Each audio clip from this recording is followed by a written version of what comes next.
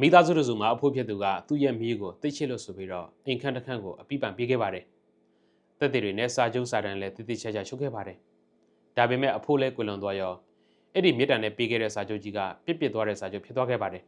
။တစ်ဖက်မှာလည်းအိမ်ပေါ်ကနေအတင်းနှင်ရှားခြင်းနေတဲ့ဦးလေးအရင်တွေကအမွေလိုချင်စောနဲ့တရားစွဲလိုက်တာဥပဒေလမ်းကြောင်းပေါ်မှာရှေ့လန်းတွေအကြီးအကျယ်မှားသွားခဲ့ပြန်ပါတယ်။စာရွက်ပေါ်ကအဖို့ရဲ့မြေတာတွေဘာကြောင့်ဥပဒေရအသက်မဝင်ခဲ့ရတာလဲ။အမွေဆိုင်တွေရောဘလို့အမှားမျိုးကျူးလွန်ခဲ့မိလို့အမှုရှုံးသွားခဲ့ရတာလဲဆိုတာကိုဒီနေ့ကျွန်တော်မိတ်ဆွေတွေအတွက်ဥပဒေပူပူတာအဖြစ်မျှဝေပေးသွားပါမယ်။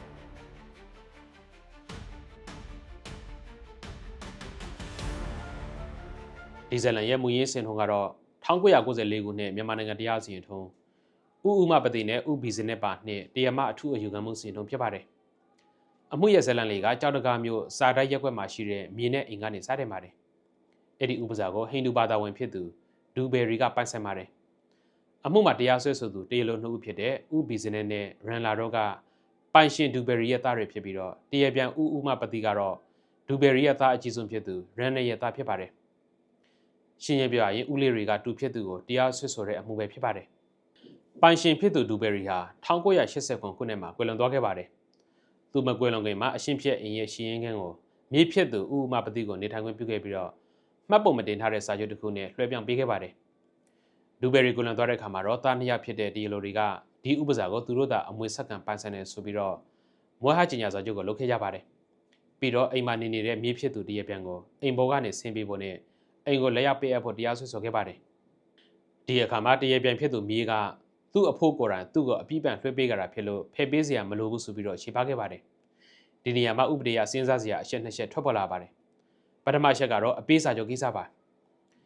မြေဖြစ်သူကိုအဖို့ကလွှဲပြောင်းပေးခဲ့တဲ့စာချုပ်ဟာတန်ဖိုးငွေကျပ်100အထက်ပစ္စည်းဖြစ်တဲ့အတွက်ပစ္စည်းလွှဲပြောင်းရေးအဥပဒေပုံမှန်123အရာမလွဲမသွေမှတ်ပုံတင်ရမှာဖြစ်ပါတယ်။ဒါပေမဲ့မှတ်ပုံမတင်ခဲ့တဲ့အတွက်ဥပဒေအရပစ္စည်းလွှဲပြောင်းပေးမှုအထမမြောက်ဘူးလို့တရားရုံးကသတ်မှတ်ပါတယ်။ဒါကြောင့်ဒီအိမ်နဲ့မြေဟာအဖို့ဖြစ်သူဒူဘယ်ရီရဲ့အမွေပစ္စည်းအဖြစ်ဆက်လက်တည်ရှိနေပါတယ်။ဒုတိယအချက်ကတော့အမွေဆက်ခံခြင်းကိစ္စပါ။ဟိန္ဒူဒလိထုံးတမ်းဥပဒေအရပိုင်ရှင်ကွယ်လွန်ရင်ဇနီးဖြစ်သူကအမွေဆက်ခံခွင့်မရှိဘဲနဲ့သားတွေကသာအမွေဆက်ခံရပါတယ်။ဒါကြောင့်သားသုံးရဖြစ်တဲ့ရန်နဲ့ဘီဇနက်နဲ့ရန်လာတို့သုံးဦးစလုံးကပူးတွဲအမွေဆက်ခံပိုင်ဆိုင်ပါတယ်။ဒါပေမဲ့တရားလိုသားနှစ်ဦးကအမွေမခွဲဝေရသေးတဲ့ပစ္စည်းကိုကျန်တဲ့အမွေဆိုင်တို့ဖြစ်သူသားကြီးမပါပဲလက်ရောက်ရလို့မှုဆွဲဆိုတာဖြစ်လို့တောင်းဆိုတဲ့အတိုင်းလက်ရောက်ပေးဖို့မဖြစ်နိုင်ဘူးလို့တရားရုံးချုပ်ကသုံးသပ်ခဲ့ပါတယ်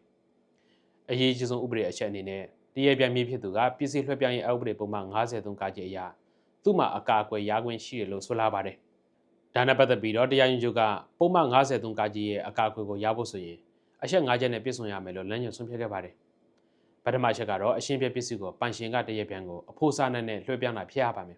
။ဒုတိယချက်ကတော့စာနဲ့ရေးသားထားတဲ့တရားဝင်ပဋိညာဉ်ဖြစ်ရပါမယ်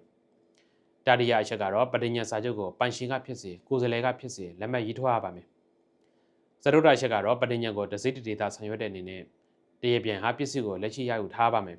။နံပါတ်5ဖြစ်တဲ့နောက်ဆုံးချက်ကတော့ကြံဆောင်ရွက်ဖို့ရှိသမျှကိုတရားပြန်ဘက်ကဆောင်ရွက်ပြီးဖြစ်ရပါမယ်။ဒါမှမဟုတ်ဆောင်ရွက်ဖို့အသင့်ရှိရပါမယ်။ဒီအမှုမှာတော့အဖို့ဖြစ်သူကမြေကိုမရွှေ့ပြောင်းနိုင်တဲ့ပစ္စည်းကိုမြစ်တာဖြင့်ပေးကမ်းခြင်းဖြစ်ပါတယ်။မြစ်တာနဲ့ပေးကမ်းတာဟာအဖို့စာနာမပါရှိပဲလွှဲပြောင်းပေးခြင်းသာဖြစ်တဲ့အတွက်မှတ်ပုံမတင်တဲ့အပေးစာချုပ်အရလက်ရောက်ရယူနေထိုင်သူဟာပုံမှန်53ကကြီးရဲ့အကာအကွယ်ကိုရခွင့်မရှိဘူးလို့ဆုံးဖြတ်ခဲ့ပါတယ်။အရှုပ်အပြင်ဆိုရရင်တရားရုံးချုပ်ကဒီအမှုမှာတရားပြန်ဟာပုံမှန်53ကကြီးရဲ့အကာအကွယ်ကိုရခွင့်မရှိသလိ